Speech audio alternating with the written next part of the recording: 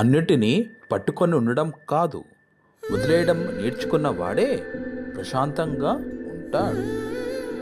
వదిలేయడం నేర్చుకో. అది మనిషైనా అలవాటైనా. ఎందుకంటే నిన్ను నొప్పించే దాన్ని పట్టుకొని ఉండడం బలం కాదు, బలహీనత.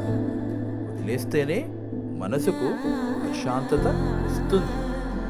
జీవితంలో కొన్ని విషయాలు పట్టుకోవడానికి కాదు, వదిలేయడానికి. కాబట్టి నీ ప్రశాంతత కోసం అవసరమైతే దూరం అవ్వడం నేర్చుకో.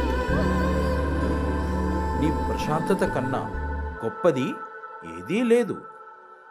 మీ వాయిస్ ఆఫ్ స్ఫూర్తి.